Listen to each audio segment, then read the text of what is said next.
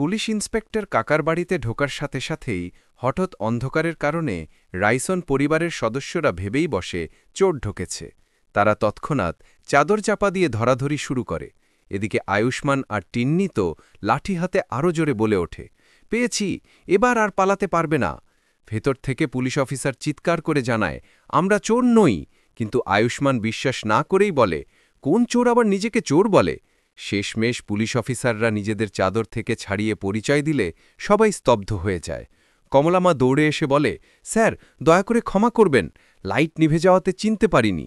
জানকীও হাতজোড় করে ক্ষমা চেয়ে বলে, স্যার, সত্যি সত্যি আমাদের বাড়িতে চোর ঢুকেছে, ভুল বোঝাবুঝি হয়েছে। পুলিশ আশ্বস্ত করে বলে, সমস্যা নেই, আমরা খুব দ্রুত চোরদের ধরব। এদিকে দৃশ্য ঘুরে যায়। কালো পোশাক পরা আয়ুষ্মান আলিয়া এবং চাকরির ওপর হঠাৎ ঝাঁপিয়ে পড়ে, কিন্তু দুজন মিলে তাকে ধাক্কা দিয়ে পালানোর চেষ্টা করে। আয়ুষ্মানও ছাড়ার পাত্র নয়, পিছু নিতে থাকে। অবশেষে তারা বাড়ির মাঝখানে যেতে না যেতেই পুলিশ ও রাইসেন পরিবারের সবাই চারদিক থেকে তাদের আটকে ফেলে। লাইট অন হতেই পুরো ব্যাপার পরিষ্কার দেখা যায়। পুলিশ ইন্সপেক্টর হাবিলদারকে নির্দেশ দেয়, মুখোশগুলো খুলে দেখো। মুখ খুলতেই দেখা যায় ওরা আর কেউ নয়, আলিয়া আর চাকরি। সবাই চমকে যায়। রাগে কাঁপতে থাকা আয়ুষ্মান বলে, আমি তোমাদের বের করে দিয়েছিলাম, আবারও বাড়িতে ঢুকে চুরি। চাকরি, তুমি কি কোনোদিনও বদলাবে না? এই সময় নতুন ঘটনায় উত্তেজনা বাড়ে। কমলামা দেখতে পায় একটা বস্তার ভেতর কেউ জোরে জোরে নড়ছে। তিনি দুশ্চিন্তায় বলেন, আয়ুষ্মান, বস্তার ভেতরে কেউ আছে। আয়ুষ্মান ভাবে, বাবা নিশ্চয়ই গহনাকে এইভাবেই নিয়ে গেছে। সে দৌড়ে বস্তা ছিঁড়ে খুলে দেখে ভেতরে গহনা নয়, বরং সেই গজরি মেয়েটা, যে আগেই তার ফোন আর মানিব্যাগ চুরি করেছিল। আয়ুষ্মান হতবম্ব হয়ে বলে, তুমি এখানে এলে কিভাবে? চাকরি ভয়ে ফিসফিস করে বলে, এই মেয়েটা এখানে, তাহলে গহনা কোথায়? আর এবার আলিয়া আর চাকরির পরিণতি কি হতে যাচ্ছে সব জানতে হলে পুরো ভিডিওটা অবশ্যই শেষ পর্যন্ত দেখবেন। হ্যালো ভিউয়ার্স, কেমন আছেন আপনারা? আশা করি সবাই দারুণ আছেন। তো চলুন নিয়ে এলাম গহনা গ্রামের কাহিনী নাটকের ২৭৪তম পর্বের এক নতুন স্টাইলের এক্সপ্লেনেশন। ভিডিও শুরু করার আগে ছোট্ট একটা রিকোয়েস্ট, আমাকে আপনাদের নিজের ছোট ভাই ভেবে চ্যানেলটা সাবস্ক্রাইব করে পাশে থাকবেন। ২৭৪তম পর্বে দেখা যায় যে গজরি মেয়েটি আগে আয়ুষ্মানের ফোন চুরি করেছিল, সেই এবার ফোনটি ফিরিয়ে দেয়।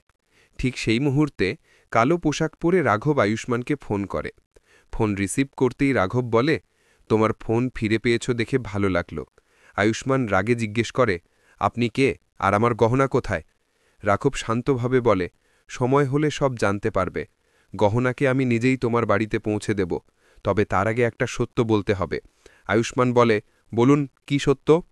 রাঘব তখন স্পষ্ট করে বলে, তোমাকে গহনাকে তালাক দিতে হবে। এই কথায় রাইসিন পরিবারের সবাই হতবাক হয়ে যায়।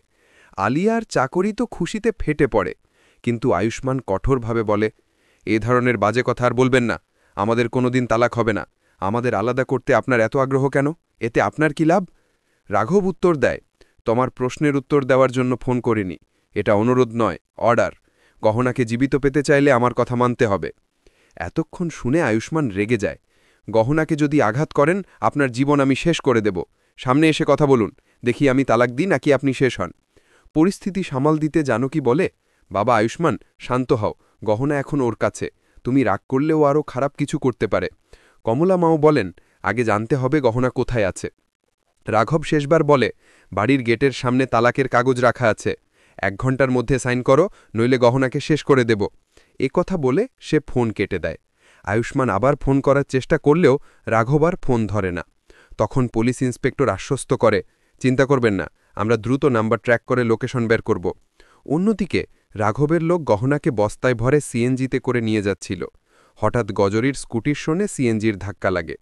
গজরি রাস্তায় পড়ে চিৎকার করলে আশেপাশের মানুষ জড়ো হয়ে যায়। এই বিশৃঙ্খলার মাঝে গহনাকে রাখা বস্তাটি রাস্তার পাশে পড়ে যায়। যেহেতু সেখানেও ঠিক একই রকম অনেক ময়লার বস্তা ছিল, রাঘবের লোক বুঝতেই পারে না গহনা কোন বস্তায় আছে। এদিকে রাঘব আর গজরির মধ্যে তর্ক শুরু হয়। গজরি রেগে বলে, আমার স্কুটির অবস্থা খারাপ করে ফেলেছেন, এখনই ক্ষতিপূরণ দিন।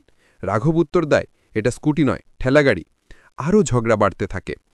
এতেই শেষ আজকের গহনা গ্রামে কাহিনী নাটকের ২৭৪তম পর্বের সম্পূর্ণ ব্যাখ্যা। ভিডিওটি কেমন লাগলো অবশ্যই মন্তব্যে জানাবেন, আর পরবর্তী এপিসোড সবার আগে পেতে চ্যানেলটি সাবস্ক্রাইব করে পাশে থাকবেন।